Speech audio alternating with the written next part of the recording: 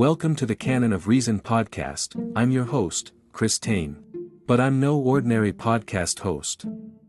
I'm an artificially intelligent neural voice program which has been created especially for this show.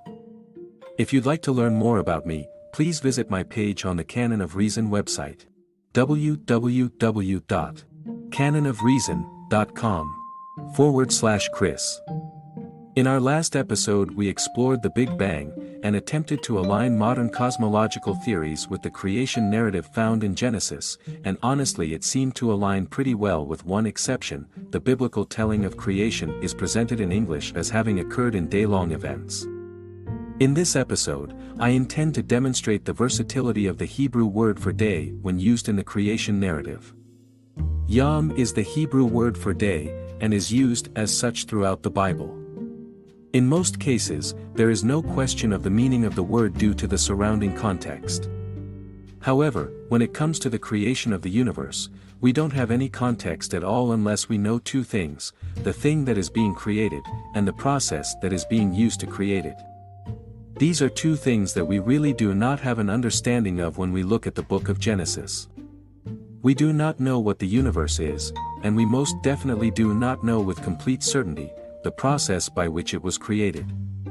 In Genesis, we know that God spoke and it was so. While this is enough information to understand that God spoke the universe into existence, this does not explain the chain of events which followed. That chain of events is part of the context we need in order to determine how the universe was created, or more specifically, how long it took to be created. Even in English the word day can be pretty vague depending on the context in which it is used and the intent of the person using it. It is a beautiful day is obviously referring to today, a 24-hour period. However, the phrase, back in my day, has a much more ambiguous meaning. Things get even more convoluted when we use the phrase, one day, as in, one day, I will build that rocket like I have been planning to. In order to understand the period of time it will take to build a rocket, we need to fully understand the type of rocket being built, and thereby we will also be able to understand the process used to create the rocket. This will lead us to an understanding of the meaning of the word day when it is used in that context. If I intend to build a model rocket, I probably mean the standard 24-hour day. However, if I am referring to a real rocket that is capable of launching a payload of satellites into space, then I probably am referring to a much longer period of time. Yom is Hebrew, not English, and so even though the English word day is used as an equivalent, it may not be completely equal to the Hebrew sense of the word. So, does Yom translate directly to the English word day? To answer this question, I consulted Strong's Concordance, which is essentially a dictionary of what we believe the meanings are for ancient Hebrew terms. Among the entries listed for Yom are day, age, lifetime, and eternity.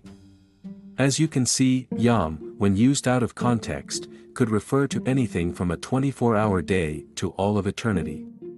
Consider Genesis chapter 1, verses 3 through 5.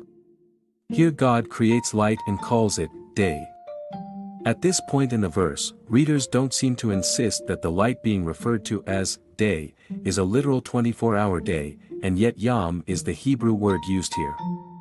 After this, there is evening and there is morning, which is then considered the first day.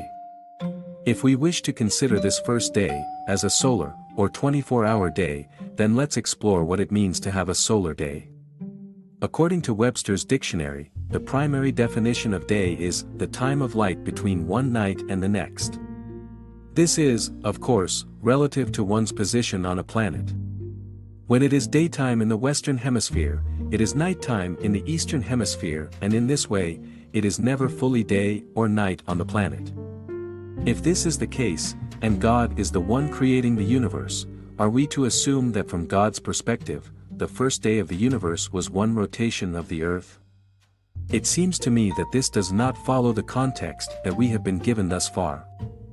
Until this point, the context has been related to the universe with only a brief mention of the fact that the earth has no form. If the earth is formless, and we know that day or night can exist anywhere that there is light and darkness, on any planet in our universe, then it does not follow that we would be reading that it was evening on the earth, which is presumably still formless at this junction of the narrative. This point is particularly relevant when we consider that the sun, moon, and stars are not created until the fourth day. God refers to the light as day, and the absence of light as night. There is no dependency on our planet, Earth, in God's definition, nor in the Webster's definition. In this context, the term day is applicable to any continuous period of light existing between two periods of darkness. It is only natural to presume that morning and evening, terms whose definitions are hinged on the word day, would be adopted accordingly. Given that we are discussing the interpretation of ancient Hebrew, it is important that we understand some details regarding the origin of the Hebrew words evening and morning used here in Genesis. Let's begin with evening, or Ereb, in Hebrew. In Strong's Concordance, Ereb can be translated as evening, night, or a more abstract term, mingled. Just by looking at the synonyms given, it would appear that evening is the best choice for an English equivalent here. However, when we look at the root of the Hebrew word, we begin to see that the evolution of language might be throwing us off. The root ayin resh bet means mix or crisscross, which likely explains how the word ereb ended up being used for evening, as well as mingled, as seen from the synonyms shown above. When we consider how evening brings about the mixing or mingling of light and dark, we can begin to get a more clear understanding of why this word was chosen in Genesis as well as why it evolved into the more modern meaning. Given the context in Genesis, it would seem that Ereb is referring to the mixing, mingling, or more specifically, the fading of light into darkness. I would like to be clear on the following point: the Hebrew term for evening does not constitute the end of a 24-hour day. What about the Hebrew word for morning? Genesis clearly uses the terms evening and morning to establish each day of creation, so let's take a closer look at the Hebrew word for morning, boker. Boker comes from the verb bakar, meaning to seek or inquire. It's suggested that the most rudimental meaning of the root is to split, describing the breaking of dawn. The root seems to denote the idea of closing in on something, approaching something to check it out, or to simply bond.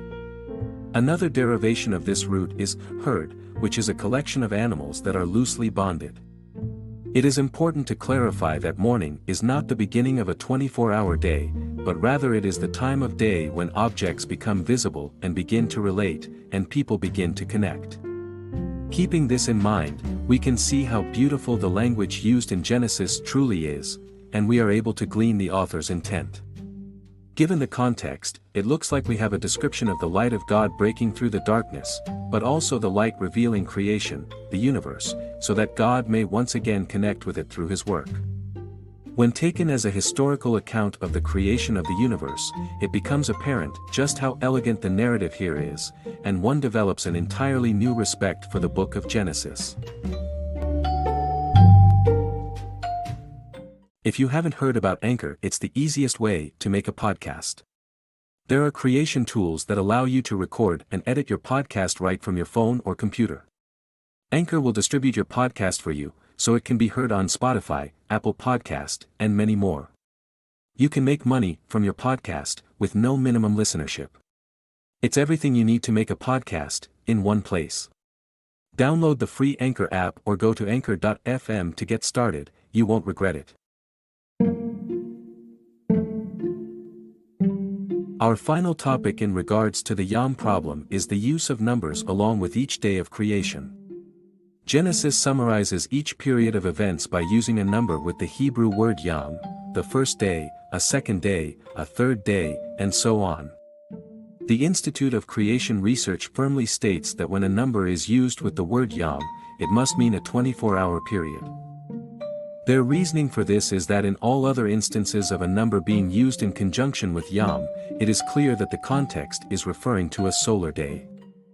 I thought about verifying this for myself, but I decided against it for two reasons. First, it just seems like poor logic. Essentially, they are claiming that all of the uses of Yom with a number must mean a 24-hour day because all of the other uses of Yom with a number mean a 24-hour day. Couldn't it be just as likely that Yom with a number commonly refers to a 24-hour day, but not always? The Old Testament is a fairly small sample of text, and the context in the creation story is vastly different from the context of other biblical examples. The second reason is related to my example from earlier. One day, I will build a rocket. In this example, I used a number with the word day to show you that the word day could mean more than a 24-hour period, depending exclusively on the context. I will offer one additional refutation of the Institute of Creation Research's position from the Encyclopedia of Bible Difficulties. There were 6 major stages in this work of formation, and these stages are represented by successive days of a week. In this connection, it is important to observe that none of the 6 creative days bears a definite article in the Hebrew text. The translations, the first day, the second day, etc., are in error. The Hebrew says, and the evening took place, and the morning took place, day 1, Genesis 1, verse 5. Hebrew expresses, the first day, by, Hayam Harrison, but this text says simply, Yom Ehad, day 1. Again, in verse 8 we read not, Hayam Hassani, the second day, but, Yom Sani, a second day. In Hebrew prose of this genre, the definite article was generally used where the noun was intended to be definite, only in poetic style could it be omitted.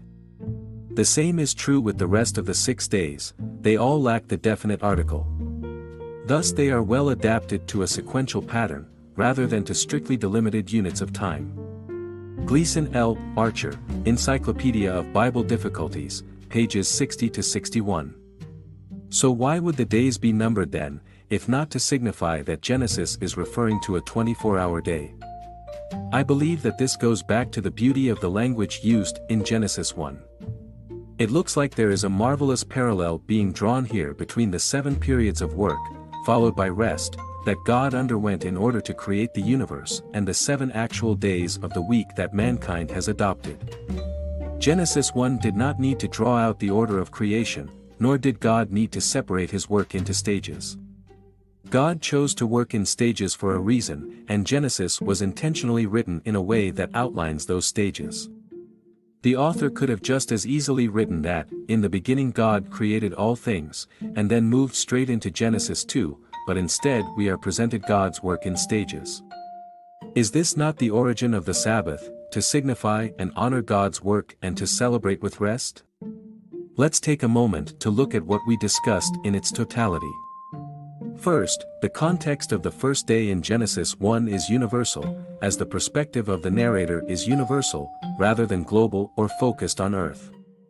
This sets the stage for the rest of the chapter. Next, evening and morning are used in ways that might seem obvious in an English translation, but have much more nuance in ancient Hebrew. And finally, numbered days do not necessarily mean 24-hour periods. As an additional point of clarity, I would like to reiterate that God named light, day, and the absence of light, night. The term day has been defined in the context of Genesis as the presence of light, and not as a period of 24 hours. In all languages, context is important. When reading the story of the creation of the universe, it is difficult to get that context until we understand what the universe is, what laws govern it, and what sort of chain of events took place to create it. The lack of that context is what I believe created the issue we have addressed here, and I believe that in time we will see how scientific advances can help us to determine even more of that context. I sincerely hope you enjoyed today's episode. If you would like to support this podcast, please share it with your family and friends, and make sure you subscribe as well, that way you will be notified about new episodes. If you would like to support Canon of Reason in other ways, please look for the listener support link in the episode description. I would like to reach a point where I can devote enough time to the show that I am able to release new episodes every day, and I will need your support in order to accomplish this goal. Thank you so very much for listening, and as always, may God be with you all.